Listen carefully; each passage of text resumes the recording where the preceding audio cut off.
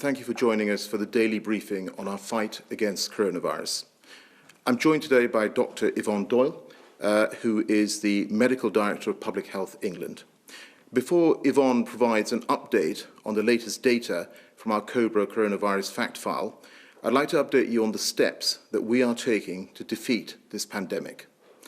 Our step-by-step action plan is aiming to slow the spread of the virus so fewer people need hospital treatment at any one time, protecting the ability of the NHS to cope. Throughout our response to coronavirus, we have been following the scientific and medical advice. We have been deliberate in our actions, taking the right steps at the right time. We're also taking unprecedented action to increase NHS capacity by dramatically expanding the number of beds, key staff, and life-saving equipment on the front line to provide the care when people need it most. The daily figures show that a total of 152,979 people in the UK have now been tested for coronavirus. Of those, 29,474 have tested positive. The number of people admitted to hospital in England with coronavirus symptoms is now 10,767, whilst 3,915 of those are in London and 1,918 in the Midlands. Of those hospitalised in the UK, sadly, 2,352 have died. This is an increase of 563 fatalities since yesterday. The youngest of them was just 13 years old. All our thoughts and prayers are with the families and loved ones of those who have lost their lives. This is more tragic evidence that this virus does not discriminate. The coronavirus pandemic is the biggest threat our country has faced in decades, and we're not alone. All over the world, we are seeing the devastating impact of this invisible killer. We recognise the extreme disruption the necessary actions we are asking people to take are having on their lives, their businesses, jobs, and the nation's economy. And I want to thank everyone across our whole country for the huge effort that is being made collectively in tackling the COVID-19 pandemic. To the frontline workers treating and caring for patients, the people delivering supplies to their neighbours, and the millions staying at home, thank you. You are protecting the NHS and saving lives. And I want to thank businesses too. Through your support for your workers and your communities, and through your willingness to support our health service, you are making a real difference. Whether it's INEOS building a new hand sanitizer plant near Middlesbrough in just 10 days, or UCL engineers working with Mercedes Formula One to build new continuous positive airway pressure machines which help patients to breathe more easily, or broadband providers giving their customers unlimited data to stay connected, or indeed London's Excel Centre being converted into the NHS Nightingale Hospital with space for 4,000 patients. These are just a few of the examples of businesses from across our great nation supporting life-saving work. There are also thousands of businesses, large and small, which have worked with staff to ensure that they are supported in the days and weeks ahead. Whether that is through ensuring PHE guidelines are followed on site, implementing furlough schemes, carrying over annual leave, or providing the means to work from home. I want to convey my heartfelt thanks to all of those businesses up and down the country which are working to keep our economy going, so that when this crisis passes, and it will, we are ready to bounce back. Our businesses are doing all they can to support our people, and I want to make it clear that government, in turn, will do all it can to support our businesses.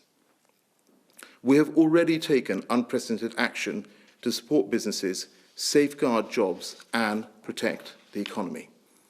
From today, businesses will start benefiting from £22 billion in the form of business rates relief and grants of up to £25,000, which are being paid into the bank accounts of the smallest high street firms. On Saturday, I said that we had provided funds to councils in England for grants to small businesses. As of today, these local authorities have received more than £12 billion. This afternoon, I held a call with hundreds of local authorities across England and made clear that this money must reach businesses as quickly as possible. And I know that businesses across England have already started to receive these grants. We know high street banks are working really hard to support the UK through this period, including through mortgage holidays and increased credit facilities. Loans for businesses are also being issued through the COVID Business Interruption Loan Scheme since it came into operation last week. The Chancellor, together with Bank of England and the Financial Conduct Authority, wrote to the chief executives of the UK banks to urge them to make sure that the benefits of the loan scheme are passed through to businesses and consumers.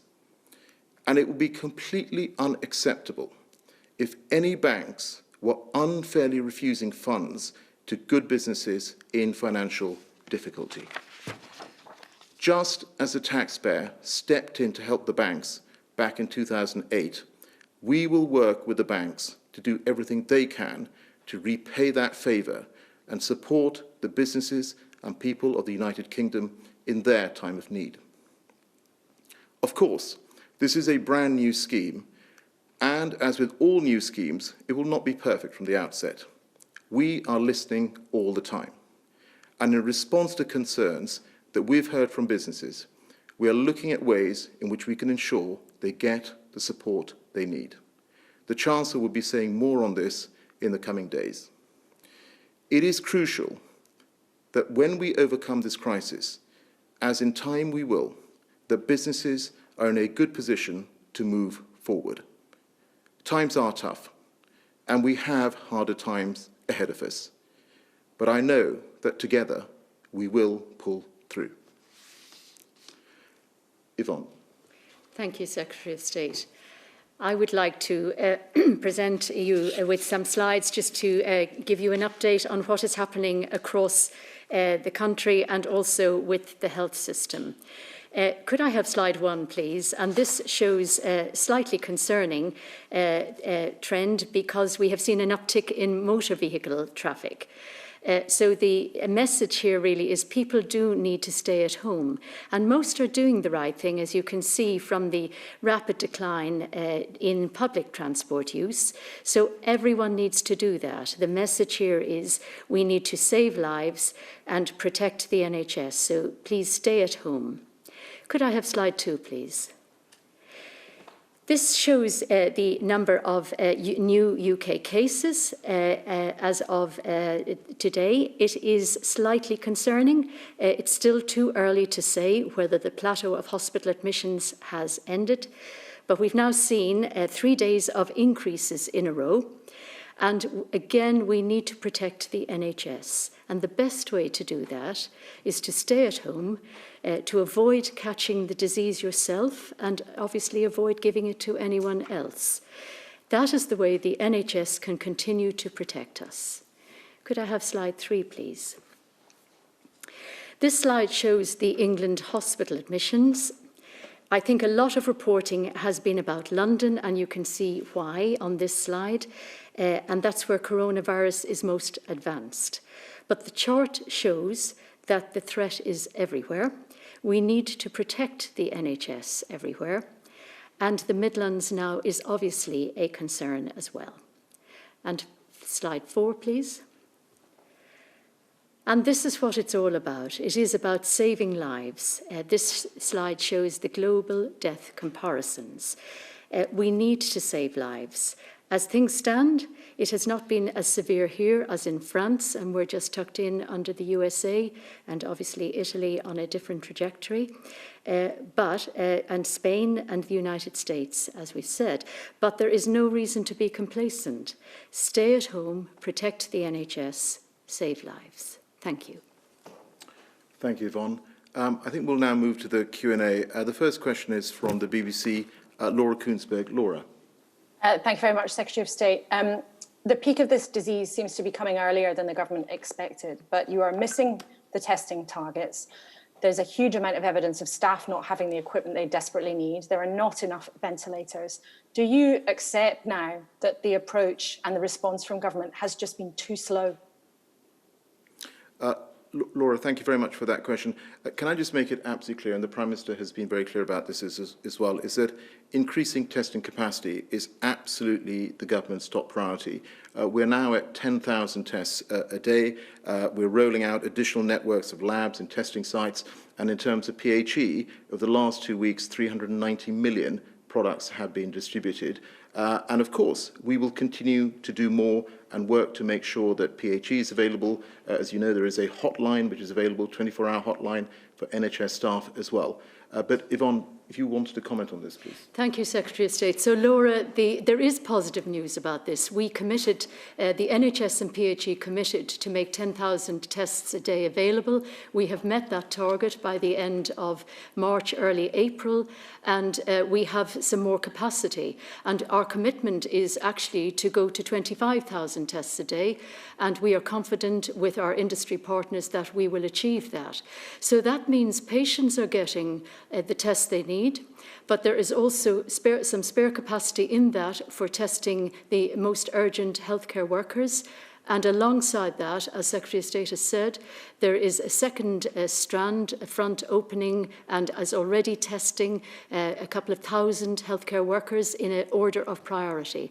So we are definitely increasing our testing capacity. Thank you, Laura. Next question is from Sky. Beth Rigby. Beth. Thank you. A question first for Yvonne Doyle. Can you give us the number and proportion of frontline NHS staff who've been tested for coronavirus? You said 2,000. Is that out of 500,000 frontline NHS workers? And how are you intending to scale that up?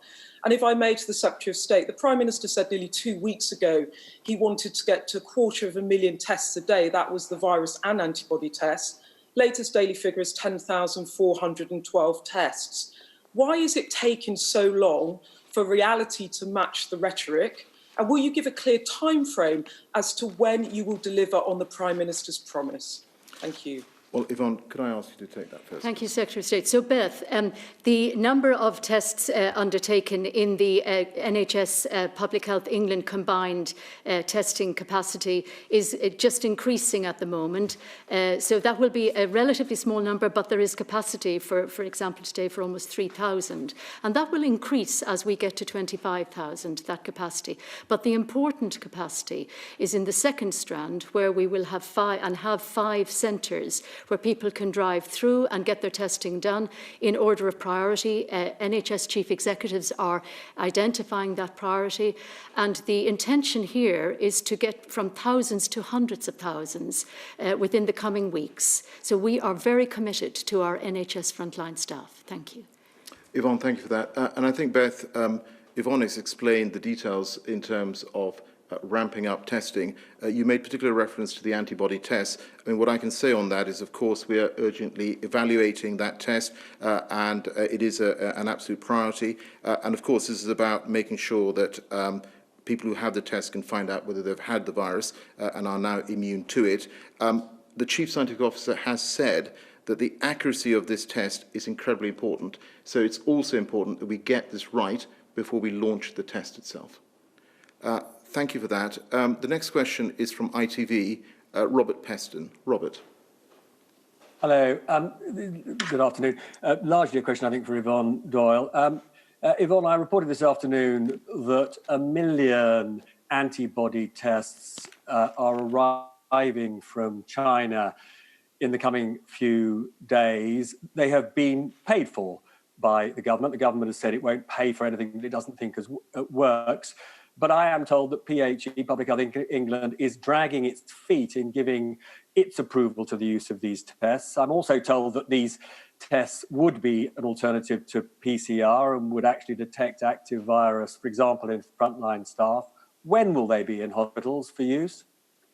Thank you, Robert. So the antibody tests, the important thing about these antibody tests is it's not a matter of dragging our feet. It's important that the test is valid, that it does what it says it does. And as the Chief Medical Officer said, there's something worse than no test is a wrong test or a bad test. So that is what is being tested at the moment. And in the meantime, there is a separate strand, which is very important, which is called seroprevalence, where our own labs are testing the validity of whether the blood samples we're getting very generously from people who've had the disease, but also from blood and transplant and from the College of GPs surveillance scheme, whether those tests are also valid, and we are very pleased about that. So I would say, Robert, as soon as we can, we want to be out there doing these tests. Thank you, Robert. Thank you, Yvonne. The next question is from the Evening Standard, from Joe Murphy. Joe. Hello. May I ask Yvonne Doyle, if 2,000 NHS staff have been tested so far and 125,000 are self-isolating or thereabouts, that's, by my reckoning, 1.6%. Can I pin you to a target for the improvement that you promised in the previous answer? What, for example, will that number look like in 1 week from today? And do you think people are getting complacent about the measures that have been put in? And Mr. Sharma, I think a lot of us feel that we haven't yet been given a full and practical explanation of why Germany is able to test many times more than the UK. Do they have more labs, more equipment? Are they making better use of universities or the private sector than us? And if so, why? Or are they using a different, perhaps a quicker test? And what are the reagents that we're struggling to get? We're looking to work out, is this a capacity issue for the Germany versus the UK, or is it a political choice that's made us test fewer people? I wonder whether you might take that first. Well, I presume you're talking about the healthcare worker frontline testing. And the intention there, as I say, is to go from tens of thousands to hundreds of thousands. That will have to go on the basis of the priority that is identified as to which of these workers are actually needed. When I say workers, they're really staff or colleagues, are needed in which settings, particularly where the sickest patients are. And they will be tested first. So that is the intention over the coming weeks. Do you, while I'm speaking, do you wish me to speak about the reagents? Yes, just please. about the reagents. So the reagents are generally produced by the manufacturers of the machines. And so the reagents that work best are those that work with the machines that they're intended for. That's the most efficient. We are working with the industry to ensure that that supply is good and that the machinery is most efficient. But as the head of the industry has said, there is a global market in this, but they are committed to working with the UK government and with us to ensure that we get those tests through as quickly. And there is complementary work going on to ensure that we can supplement that if needed, and that is very exciting for the future. Joe, I think you asked, you made reference to Germany.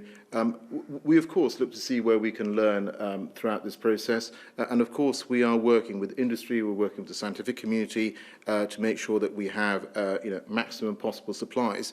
But I just go back to the point that Jenny Harries, the Deputy Chief Medical Officer, made some days ago when she said we're looking to create a lab-based testing on a scale which is comparable to building a medical equivalent of a car factory. So we are trying to do something at huge scale very fast, but I think as you've heard from Yvonne, we are making progress, we will continue to make progress, and we are determined to make sure that we have the supplies and provide the support that we can for people across the UK, and particularly the most vulnerable and those key workers in the NHS. Thank you very much for that, Joe. I think the next question is from Financial Times, from Laura Hughes. Laura. Good afternoon. Can I ask, what is the government's exit strategy for getting us out of this lockdown? And what role will testing play in that? Jeremy Hunt has called for mass community testing. Is it too late for that? Or is that the government's policy and one that we'll see being carried out over the next few weeks and months? Yeah. Thank you for that, Laura. Let me just say a few words before I pass on to Yvonne on this. Of course, people will understand across the country why we have put these restrictions in place, and the Prime Minister was very clear they were for an initial 3-week period and we would review them. But what's also really important is that if we stop these too quickly, there is a possibility that that effort that people have made, that massive effort people have made across the country, is wasted, and we could potentially see a dangerous second peak. We absolutely want to avoid that, but I think it may be helpful, Yvonne, if you want to amplify on this particular point. Thank you, Secretary of State. So the Prime Minister has committed to taking review of this after Easter. And I think it's important to say that we are looking at this through the scientific lens as well, through modelling and through the information we're getting from clinical cases as to how this epidemic is progressing. And we will be guided by that, Laura. So we obviously want to make the right call at the right time on this. And it is something that we have to keep reviewing every week. And certainly we're very close to SAGE and the modelling on that. But in terms of the mass testing, which is your other point here, so the testing strategy is to increase the amount of testing done, not just in healthcare workers, but in the population. The rate limiting step there is not us, it's really whether the tests are valid and how then to get that out and about and aided by technology. And I think that will change as the phases of this epidemic change. We will perhaps use different techniques. In the beginning, at the containment phase, this was very professional people dependent in the community. We obviously would want this to go faster as we come to a different phase of the epidemic. Thank you for that, Yvonne. We have one final question, which is from BuzzFeed, from Emily Ashton. Emily. Hi, this is a question for both of you, I think. NHS frontline workers across the country are showing extraordinary courage and showing up at hospitals day after day in horrific circumstances. You may have seen today a joint statement from trade unions saying the lack of personal protective equipment has become a crisis within a crisis. Workers are being put at unnecessary risk. They're also going into work not knowing whether they have been infected by this virus or not, and many wondering why we weren't preparing for testing much earlier. The government keeps offering them warm words, and we've heard more of those this evening, but do you accept that you are putting those workers into a dangerous situation and really need to act urgently to keep them safe? Emily, thank you for that. You're absolutely right. I mean, I pay tribute to the amazing work that NHS staff in the front line across the whole of the NHS and indeed across the public service are doing at this time to support us and to support the population. Specifically on the point of PPE, I think, as I said in response to an earlier question, over the past 2 weeks we have delivered over 390 million PPE products. We've ensured that these are being delivered to every GP practice, to dentists, community pharmacies, and there is also now a 24-hour NHS-run hotline where NHS and social care workers can call and request that PPE if it's needed. Of course, we will continue to do as much as we can, more, to get more of this equipment to the front line, because at the end of the day, you're absolutely right, this is about helping and supporting those who are making a difference and helping and supporting our population. Yvonne. Thank you, Secretary of State. So, Emily, it is absolutely our commitment to protect frontline staff. And we are in touch with a wide range of leaders, clinical leaders, nursing leaders, community leaders, and the trade unions. And they are aware of our intention. We are working very rapidly at the moment to ensure that the deliveries reach where they're needed and good stock taking on that. And also that our guidance is easily understood and people understand what they actually need to keep them safe in the circumstances they're in. Great. Well, thank you very much. I think that was our last question. Could I just end by saying is that we do request that everybody follows the government guidelines. Ultimately, this is about staying at home, protecting the NHS and saving lives, and we will get through this working together. Thank you.